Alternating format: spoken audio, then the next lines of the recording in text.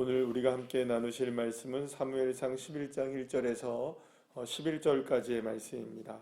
사무엘상 11장 1절부터 11절까지의 말씀 우리 함께 합독하시겠습니다. 암몬 사람 나하스가 올라와서 길르앗 야베스에 맞서 진침해 야베스 모든 사람들이 나하스에게 이르되 우리와 언약하자. 그리하면 우리가 너를 섬기리라 하니 암몬 사람 나하스가 그들에게 이르되 내가 너희 오른눈을 다 빼야 너희와 언약하리라. 내가 온 이스라엘을 이같이 모욕하리라. 야베스 장로들이 그에게 이르되 우리에게 이레 동안 말미를 주어 우리가 이스라엘 온 지역의 전령들을 보내게 하라. 만일 우리를 구원할 자가 없으면 내게 나아가리라 하니라. 이에 전령들이 사울이 사는 기브아에 이르러 이 말을 백성에게 전하매 모든 백성이 소리를 높여 울더니 마침 사울이 밭에서 소를 몰고 오다가 이르되 백성이 무슨 일로 우느냐 하니 그들이 야베스 사람의 말을 전하니라. 사울이 이 말을 들을 때에 하나님의 영에게 크게 감동되매 그의 노가 크게 일어나 한 결의의 소를 잡아 각을 뜨고 전령들의 손으로 그것을 이스라엘 모든 지역에 두루 보내어 이르되 누구든지 나와서 사울과 사무엘을 따르지 아니하면 그의 소들도 이와 같이 하리라 하였더니 여호와의 두려움이 백성에게 임하매 그들이 한 사람같이 나온지라. 사울이 베색에서 그들의 수를 세어보니 이스라엘 자손이 30만 명이요 유다 사람이 3만 명인더라. 무리가 와 있는 전령들에게 이르되 너희는 길르앗 야베스 사람에게 이같이 이르기를 내가 해가 더울 때에 너희가 구원을 받으리라 하라. 전령들이 돌아가서 야베스 사람들에게 전하매 그들이 기뻐하니라. 야베스 사람들이 이에 이르되 우리가 내일 너희에게 나아가리니 너희 생각에 좋을 대로 우리에게 다 행하라 하니라. 이튿날 사울이 백성을 3대로 나누고 새벽에 적진 한가운데로 들어가서 날이 더울 때까지 암몬 사람들을 치매 남은 자가 다 흩어져서 둘도 함께한 자가 없었더라. 아멘. 할렐루야. 하나님이 이스라엘의 왕으로 이제 사울을 세우신 이후에 이제 오늘 본문에서 보게 되면 첫 번째 전쟁을 이제 사울이 치르게 되는 것을 보게 됩니다. 이스라엘 백성들이 왜 왕을 달라고 했느냐?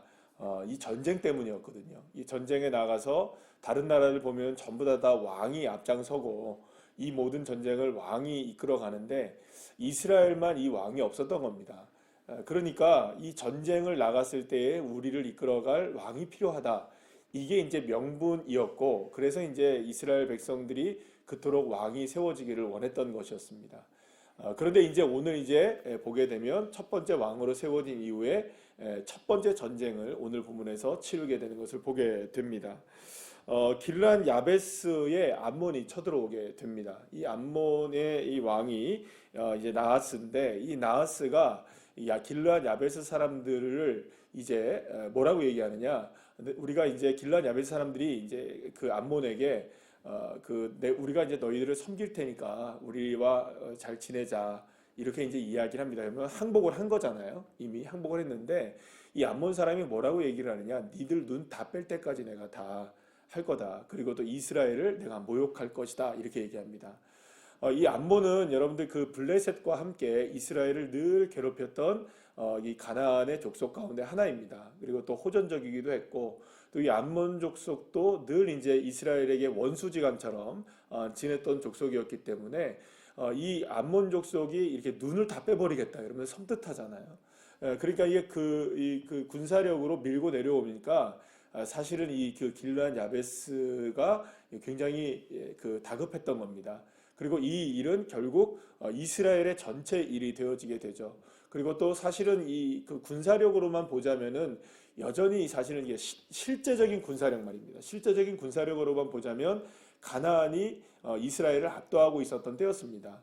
이후에도 이제 나중에도 보겠지만 아직까지 그 무기 자체가 이스라엘이 온전한 무기 체계를 갖추고 있지 못했던 것을 우리가 보게 된다면은 실제로 철병거나 이런 철기의 문화를 가지고 있었던 이 가나안의 세력, 그러나 아직까지도 여전히 이 이스라엘 백성들은 청동기에 머물러 있었거든요. 그러니까 철과 청동하고 싸우면 누가 이기겠습니까?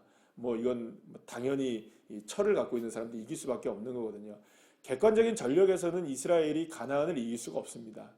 그러나 단지 우리가 계속해서 이스라엘 백성들이 이기고 있는 장면들을 보게 되는 이유는 딱 하나입니다. 하나님이 함께 하시면 이기는 겁니다. 그러니까 이런 상황 속에 있었으니까 길르앗 야베스 사람들이 망연자실하게 되는 거죠. 그래서 일주일만, 이래 동안만 우리에게 좀 말미를 달라. 그래서 이제 전령들을 이스라엘에게 보내게 됩니다. 그리고 그 전령이 어디에 도착하게 되냐면 사울이 사는 기브아에 이르게 되었고, 기브아에 이르게 된 이 전령의 소식이 이 암몬에 관한 소식이 결국엔 기브아 사람들에게 다 퍼져서 다 막 이제 소리를 내면서 통곡하는 일들이 벌어지게 된 겁니다. 왜냐하면 눈 다 어떻게 한다니까, 다 뽑아버린다니까 여러분들 얼마나 무서웠겠어요.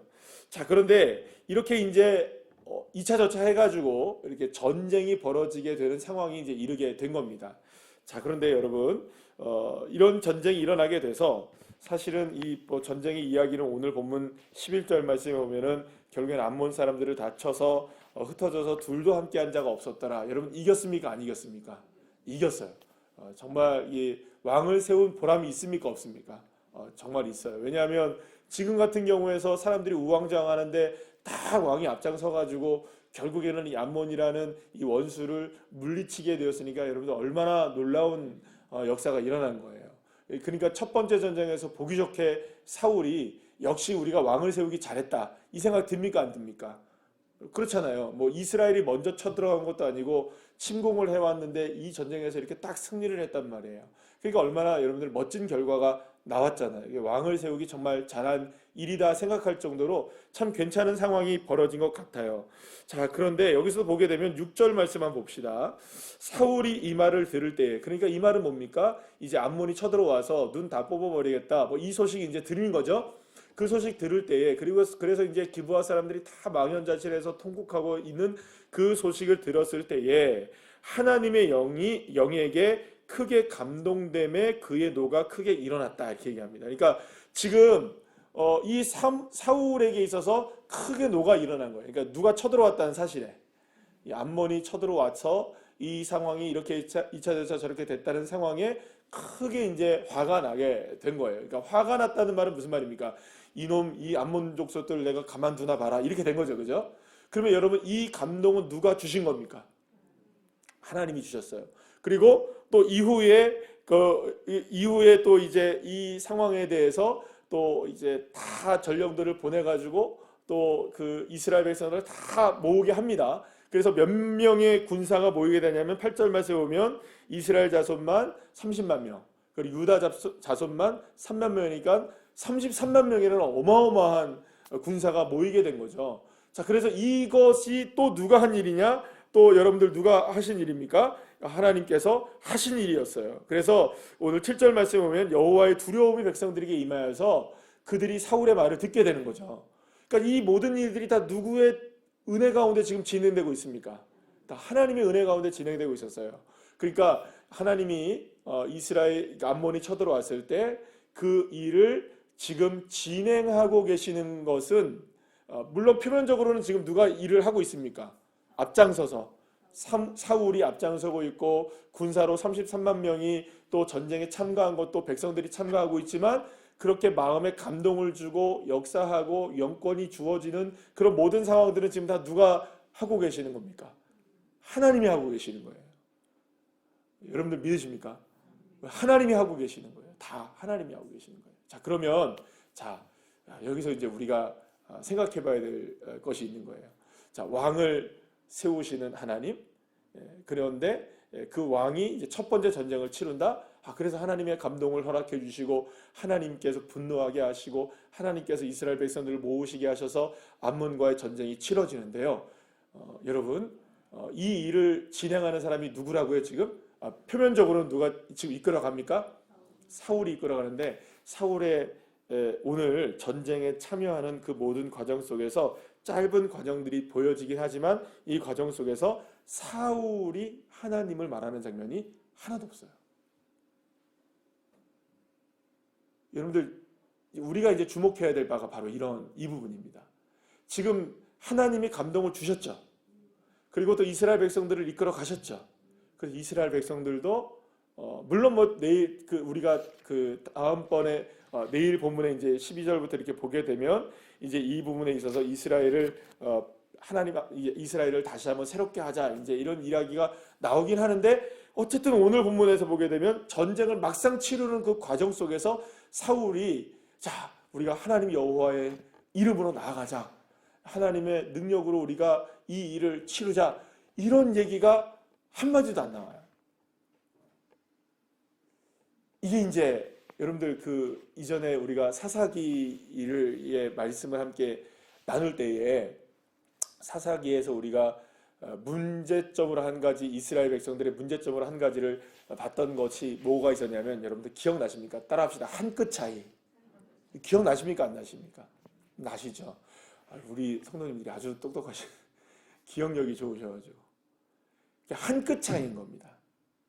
아무것도 아닌 것 같은데 이 한 끗 차이가 이게 실은 굉장히 많은 큰 차이를 만들어내는 것이죠. 여러분, 하나님이 능력을 주시고 하나님이 분노케 하시고 하나님이 두려움을 주시고 하나님이 하시는 일들에 있어서는 그것을 따라가는 입장에서는 반드시 고백이 필요한 겁니다. 하나님이 하셨습니다. 하나님이 이끌어 가십니다. 하나님이 역사하십니다. 하나님이 도와주셨습니다.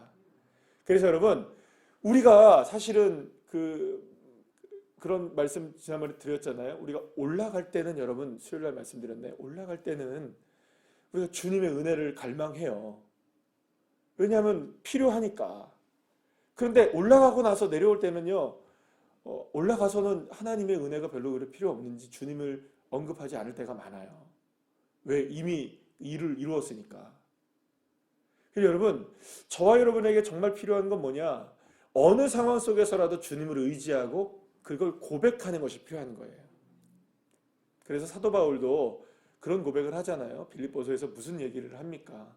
내가 풍부에 처할 줄도 알고 비천함에 처할 줄도 아는데 그 풍부함과 비천함에 있어서 모든 것을 내가 살아갈 수 있게 하시는 은혜와 능력은 다 누구에서 주는 것이다? 하나님의 은혜다. 그러니까 풍부한 것도 하나님의 은혜입니다. 여러분들, 우리가 때로는 부족한 것도 하나님의 은혜인 거죠. 그러니 여러분, 이것을 풍부할 때 하나님의 은혜입니다라고 고백할 수 있는 것은 누가 다 할 수 있는 거죠. 근데 우리가 부족해도 하나님의 은혜라고 고백할 수 있느냐, 고백의 중요성이 굉장한 것이죠. 사랑하는 여러분, 저와 여러분이 그저 그냥 하나님의 은혜 가운데 살아가는 것 같아도 그것이 하나님의 은혜임을 고백하고 살아가느냐 그렇지 않느냐는 다른 문제라는 걸 기억하셔야 됩니다. 하나님이 능력을 주십니다. 그러면 주님이 주셨다고 고백을 하셔야 됩니다. 하나님이 인도해 가십니다. 하나님이 인도하십니다. 말씀하셔야 됩니다. 입 닫지 마시고 그것을 감사하다고 고백할 수 있는 사람이 그 진정 하나님의 은혜를 경험하는 사람이죠. 자, 그런데 왜 그러면 그 고백이 나오지 않았는가? 오늘 이 본문에서 보게 되면 5절 말씀에 보면 사울은 마침 그 소식을 전해 듣기 이전에, 그러니까 하나님의 감동이 일어나기 이전에 뭘 하고 있었습니까? 소를 몰고 오고 있다가 백성들의 말을 들은 겁니다. 물론 이 이야기를 많은 분들이 이런 생각을 할 겁니다. 여러분, 이 장면을 혹시 처음 이렇게 접해보지 않으신 분이라면, 이미 들었던 분들이라면 이런 생각들 많이 할 겁니다. 아, 열심히 일하고 있는데 하나님의 영이 임하여서 그때 하나님의 영 가운데 이렇게 순종해 나갔구나, 이런 생각을 하실지 모르겠어요. 근데 제가 다시 한번 생각을 해봤어요. 과연 그런 이야기일까? 이 이야기를 쓰고 있는 관점에서 한번 생각해보자. 자, 그러면 이런 생각을 할 수 있어요. 지금 사울은 왕이 되었죠. 이미 왕으로 등극했습니까? 안 했습니까? 그러면 뭘 해야 돼요? 나라를 다스려 나가야 되죠. 이미 사무엘은 무슨 얘기를 했냐면 왕의 제도가 이러하다는 것을 다 누구에게 얘기를 했습니까? 백성들에게 이야기를 했고 가르쳤고 사울에게도 가르쳤고, 그죠? 그러면 사울이 이제 이 일을 가지고 왕이 올라서 백성들을 다스리고 백성들에게 백성들이 이 왕으로서 섬겨주고 이런 일들이 있어야 됩니까? 없어야 됩니까? 있어야 되죠. 그러면 왕은 소몰아야 됩니까? 백성들을 다스리고 있어야 됩니까? 예. 여러분들, 왕은 소모는 사람이 아닙니다. 물론 소 몰 수 있죠, 그죠? 예, 왕이 소를 몰지 말아야 된다는 규정은 없습니다. 그죠? 근데 왕은 소모는 사람이 아니라 왕은 이스라엘 백성들을 이끌어가고 다스려가야 되는 사람입니다. 그러니까 사실은 이 소몰면서 이 영을 하나님의 영이 임했다. 이게 우리가 일상생활에서 하나님의 영이 임한다. 이게 좋은 이야기일 수도 있겠지만 사울로 보자면은 지금 사실은 직무유기하고 있는 것이라고 있어요. 이거 좀 과격하게 얘기하면 사울은 지금 소몰고 있을 때가 아닙니다. 이스라엘 백성들을 어떻게 하면 잘 다스릴 수 있을까? 예, 하나님 앞에 사무엘과 함께 뭐 이야기를 나눈다던가 어떻게 제도를 만들어갈 것인가 지금 몰두해야 되는 상황이 지금 사울은 뭐 하고 있는 겁니까? 예, 지금 소몰고 있는 거예요. 그러고 나서 그 소를 자기가 몰던 소를 각을 떠가지고 화가 나니까 그걸 다 보낸 거예요. 그럼 지금 적어도 누구와 상의를 해야 되나 이 일에 있어서 예, 사무엘과 상의는 해야 될 거 아니에요. 그리고 전쟁을 나가기 전에는 또 어떻게 해야 됐을까요, 여러분? 지금 먼저 전쟁에 나가버린 거잖아요. 적어도 누구하고 좀 상의를 해야 됐을까요? 하나님의 영이 임해도 하나님과 먼저 대화를 나눈다든지 아니면 모르겠으면 누구와 이야기를 하든지 사무엘과 함께 이야기를 나누든지 그래서 이 일을 어떻게 처리해야 되는지 함께 의논하고 그리고 나서 이 일을 펼쳐야 되는데 여러분 그냥 막 해버린 거예요. 결정적인 한마디가 나옵니다. 7절 말씀에 보시면 이런 얘기를 하죠. 이스라엘의 그 각을 뜬 소를 잡아서 다 보냅니다. 두루 보내어 이르되 누구든지 나와서 여호와 하나님의 뜻을 따르지 아니하는 자는 이래야 되죠. 오늘 본문을 한번 보시면 근데 뭐라고 얘기합니까? 사울과 사무엘을 따르지 아니하면 그들의 소들도 이와 같이 되리라.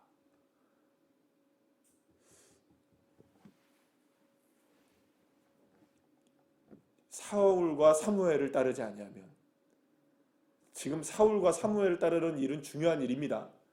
왜냐하면 전쟁을 하는 일에 있어서는. 그러나 사울이 지금 이 이야기를 하는 것보다 먼저 여호와 하나님의 이름을 높이고 여호와 하나님을 찬양하고 주님의 뜻을 따르라는 고백이 먼저 나와야 되는 게 아닐까요, 여러분? 그런데 지금 사울이 이런 모습을 보여주게 되는 것이죠. 사랑하는 여러분, 여기서 우리가 마지막으로 하나만 이야기하고 마치도록 하겠습니다. 분명히 하나님의 영은 임했습니다. 그죠? 그래서 사울과 이스라엘 백성들이 이끌어 가셨어요. 그러니까 이 일은 누가 하신 일입니까? 하나님이 하신 일이에요. 자, 그래서 하나님의 감동으로 승리도 했습니다. 자, 그런데 우리가 한번 생각해 봐야 될 건 뭐냐면 하나님의 영이 임해도 하나님의 영이 임한 것과는 별개의 삶을 살아갈 수 있어요. 여러분 하나님의 은혜로 살아가죠 우리가? 여러분 하나님의 은혜로 사십니까? 아니면 하나님의 은혜로 사십니까? 아멘이시죠. 근데 하나님의 은혜가 우리를 이끌어가도 분명히 하나님의 은혜가 우리를 이끌어가고 하나님의 은혜로 우리가 살아가도 하나님의 은혜와 상관없이 살아갈 수도 있다는 거 기억하셔야 됩니다. 여러분 이 차이를 찾아내고 이 차이를 극복하고 이 차이를 우리의 삶의 믿음으로 바꿀 수 있는 사람이 진짜 명품 신앙인이 되는 것이죠. 하나님의 영은 우리에게 끊임없이 주어집니다. 그러니 그 영의 하나님의 능력으로 하나님께 감사하고 하나님의 은혜로 고백하며 살아가는 사람이 있는가 하면 하나님의 은혜가 당연하고 하나님의 은혜는 날마다 우리에게 주어지는 것이지 그것을 늘 언제나 당연하게 생각하고 살아가는 것과는 전혀 다른 문제예요. 그래서 우리가 은혜 찬양 우리가 고백하잖아요. 당연한 것 하나도 없었던 것을 모든 것이 하나님의 은혜였어. 당연한 건 없습니다, 여러분. 근데 지금 사울이 지금 그런 첫 번째 단추를 끼우잖아요, 지금. 전쟁의 첫 번째 단추를 끼우잖아요. 그 첫 번째 단추는 제대로 끼워진 걸까요? 여러분 안 끼워진 걸까요? 예, 제대로 안 끼워진 겁니다. 우리가 어제 보았던 장면 속에서도 하나님께서 왕을 세우셔서 제비를 뽑았는데 어디 뒤에 숨어 있었더라? 진보다리 뒤에 숨어 있었더라. 이 장면으로부터 시작된 이 사울의 모습은 삐걱거리기 시작하는 겁니다. 그리고 결과적으로는 그 다음에 전쟁에 나가서는 이 일이 더 큰 일로 벌어지게 되는 거죠. 사랑하는 여러분, 저와 여러분에게 하나님의 영이 오늘도 임하심을 믿으시길 바랍니다. 그분이 하나님의 영이 우리를 이끌어 가시죠. 그것을 믿음으로 고백해내시기를 축복합니다. 하나님의 은혜입니다. 하나님이 역사하십니다. 하나님의 능력으로 내가 삽니다. 고백을 하셔서 진짜 하나님의 역사가 저와 여러분의 삶 속에서 이루어지고 있다는 것을 삶 속에서 맛볼 수 있는 믿음의 자녀들 한 분 한 분들 다 되시기를 간절히 축복합니다. 기도하시겠습니다.